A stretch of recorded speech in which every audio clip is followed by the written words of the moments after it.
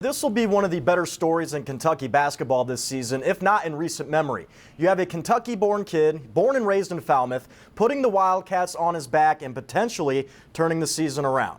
I'm being optimistic, of course. Let's take a quick trip down memory lane. Allen, of course, the former Pendleton County star, one of the better Kentucky high school basketball players of all time. I'm not kidding about that. He was a scoring machine, averaged over 42 points a game his senior season before he suffered that torn ACL in December of 2018.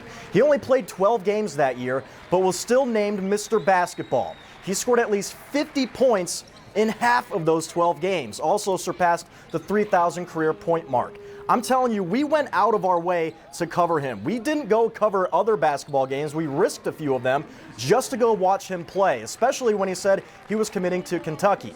Now, we only saw a handful of his games. The man who had a front row seat for all of them, his former head coach, Keaton Belcher.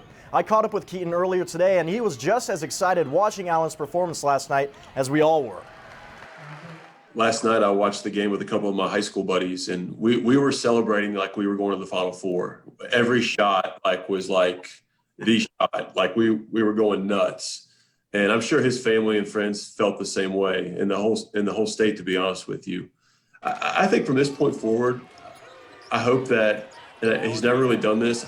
I don't think he's going to get the big head and his ego is going to go through the roof. And he's always been such a humble kid, and he has an unbelievable ability to just outwork everybody. And I feel like that's going to continue in his career at University of Kentucky.